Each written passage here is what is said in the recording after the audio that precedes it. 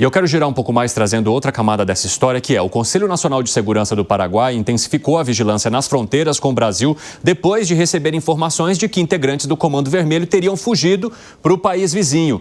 Contei a vocês também que essa mesma medida foi adotada pelo governo da Argentina, ou seja, as fronteiras com o Brasil tendo um aumento no monitoramento, inclusive de brasileiros que passem para essas regiões.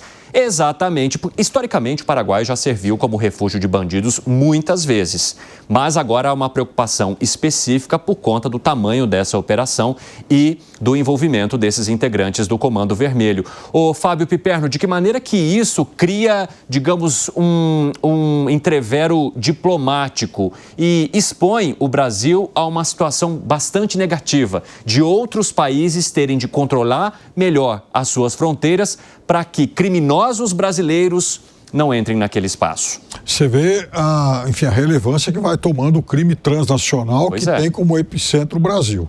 Veja, outro dia a gente estava rindo, as redes sociais fazendo piadinhas do fato de que o Paraguai estava preocupado com bebida falsificada aqui no Brasil por conta da história do metanol.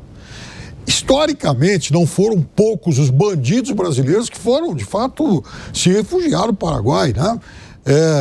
E era, assim, praticamente um refúgio seguro para muita gente.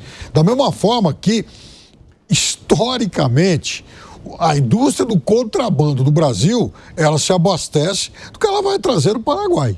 Todo mundo sabe disso. Aliás, tem caravanas diárias aí de gente, de bombeiro, de gente que traz uma série de produtos lá do Paraguai, né, de forma, digamos, menos ortodoxa, para não dizer ilegal. Agora é o Paraguai que também tem a oportunidade de, no sentido inverso, falar: opa, essa gente nós não queremos, e que agora aqui também isso se tornou um país sério. Então, veja, é muito importante que o Brasil tome medidas consequentes, não só para não passar esse tipo de vexame, mas principalmente porque nós temos que dar satisfação, sobretudo, aos brasileiros. Ontem, por exemplo, aconteceu algo muito responsável.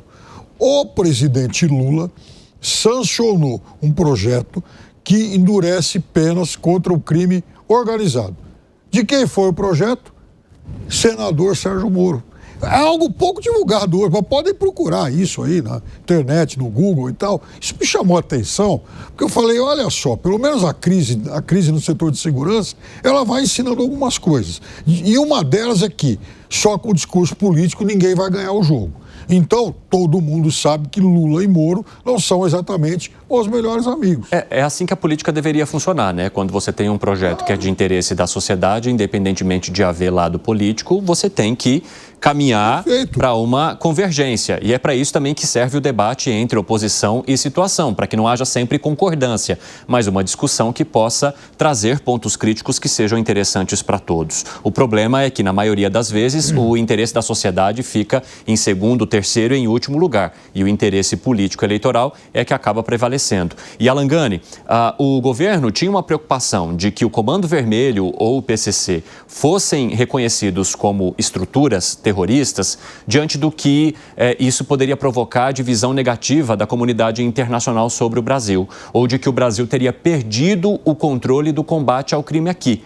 Mas eu acredito que não seja mais possível esconder que o combate ao crime é um controle que já foi perdido, principalmente no estado do Rio de Janeiro. E o quanto essas ações agora que são adotadas por países que também têm um crime organizado atuando de maneira intensa, repercute para fora, mas também mostra a necessidade que precisa ser adotada aqui. Exatamente, Evandro. Não dá para ir contra a realidade se impõe. Então, eu posso chamar esses grupos de Turma da Mônica. Vai mudar a realidade? Que eles são sanguinários? Que eles matam civis para a polícia não avançar com ações terroristas? Que eles lançam granadas por meio de drones? Que eles fecham as avenidas? Que eles tocam o terror nas comunidades? Claro que não, né? Então, isso não vai mudar, pelo contrário. O fato do Estado brasileiro classificá-los como organizações terroristas, eu vejo que passa até uma sinalização positiva para a comunidade internacional. Por quê? Porque mostra, pelo menos, que a gente está indo em direção ao endurecimento penal. E como eu já falei, é amplamente comprovado pela literatura científica, o endurecimento penal, o aumento da probabilidade do bandido ser preso e permanecer preso reduz a criminalidade. Tem um estudo que mostra, analisando 700 artigos científicos, é meta-análise que a gente chama, que o pesquisador mostrou isso em 2008. A maioria tem suporte empírico acadêmico mostrando que o endurecimento penal, leis mais duras e manter o criminoso preso reduz a criminalidade. Fala, Zé Maria Trindade. Olha, existem exemplos no mundo inteiro que explicam a redução da criminalidade. O mais eficiente é, sem dúvida nenhuma, Bukele, que, aliás, foi um exemplo citado várias vezes aqui no Congresso Nacional. Integrantes da Comissão de Segurança Pública foram lá, visitaram as prisões, conversaram com os presos. Deputados me relataram que fala-se muito que tem muito inocente preso, né? Que prendeu demais por lá e tal, mas resolveu o problema, né? É como se prendesse aqui alguns milhões de brasileiros, tipo 80 milhões de brasileiros. Mas é que lá, né, chegou a essa situação. Deputados me relatam que perguntaram lá na cadeia, e aí, o que você está achando? Eu falei, eu fiz muita coisa errada e mereço passar por isso. O que está acontecendo no Brasil é perto disso e os vizinhos estão entendendo. Ninguém entende mais a gente do que vizinho. Eu tenho um amigo que a gente pergunta para ele, e aí, tudo bem? Ele diz, tá bom, tudo certo. Se melhorar, o vizinho desconfia. O que significa isso? Que o vizinho fica de olho na gente. Assim também são os países aqui que fazem fronteira com o Brasil. Eles estão entendendo o processo. E não precisa ser muito inteligente para entender que o governo perdeu a mão da história, porque o próprio governador, depois de uma operação grande como essa, Cláudio Castro, foi a público dizer, nós não temos condições de combater o crime organizado. Quer dizer, o governador foi a público falar isso. Então, a gente falar isso é redundante.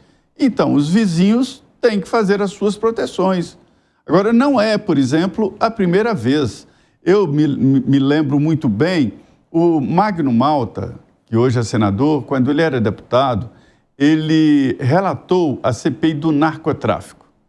E aí, nessa CPI, ele levou depoentes como, por exemplo, Fernandinho Beiramar.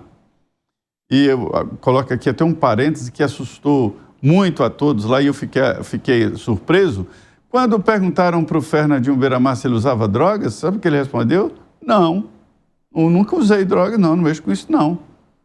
Armas, também não anda armado, não. Quer dizer, veja bem. E por que eu estou lembrando dele? Porque ele já naquela época, isso é 2000, 99, 2000, ele já tinha ações e investimentos, claro, tudo crime, né? Fora do Brasil. E foi lá, por exemplo, que ele foi preso, levou um tiro no braço e tal. Então, é hora de todos os vizinhos entenderem assim, realmente, a gente precisa se preocupar, porque se esse pessoal todo vier aqui para o nosso país, nós é que vamos estar em maus lençóis. Então, é o Brasil se unir e, de uma vez por todas, resolver esse problema ou então reduzir. Porque o Rio de Janeiro, na verdade, é uma vitrine, né? A epidemia da violência é em todo o país.